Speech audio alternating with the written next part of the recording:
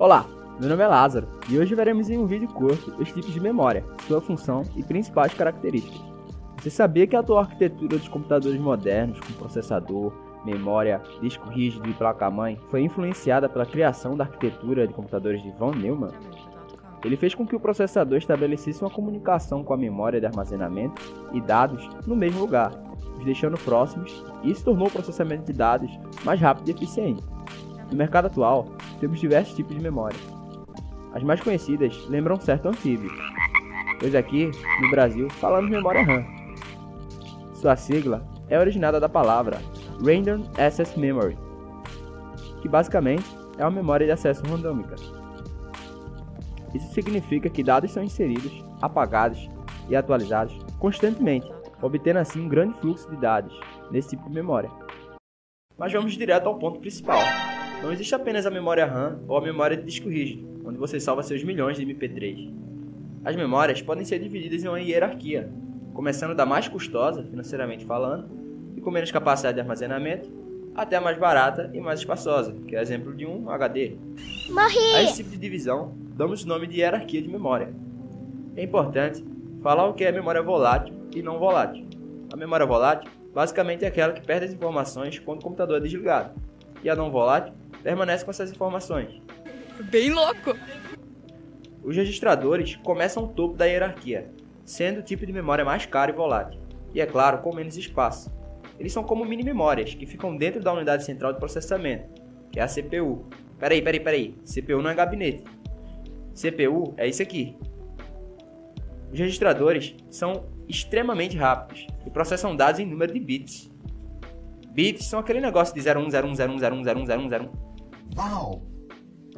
Em seguida, na hierarquia abaixo, temos a memória cache. A memória cache é um tipo de memória que geralmente você encontra na descrição de um processador que está querendo comprar. A memória cache é dividida em L1, L2 e L3, onde cada L desses significa uma parte mais rápida da memória. E segue a regra: quanto mais rápida, menor a capacidade de dados que ela pode processar. Contém as informações das próximas instruções de forma mais rápida, e torna assim crucial o seu uso, para que o funcionamento do processador não enfrente grandes gargalos.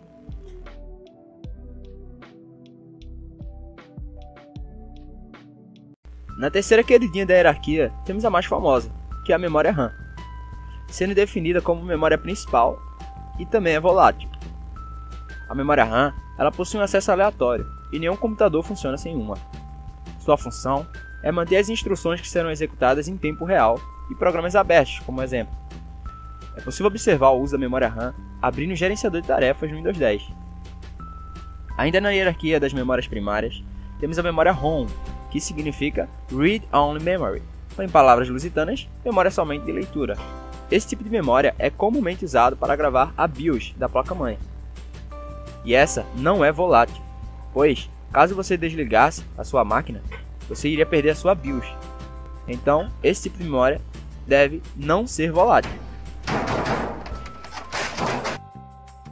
Nas memórias secundárias, temos as mais conhecidas pelo senso comum, como os discos rígidos, os SSDs, que estão em alta agora, pendrives, HDs externos, discos ópticos.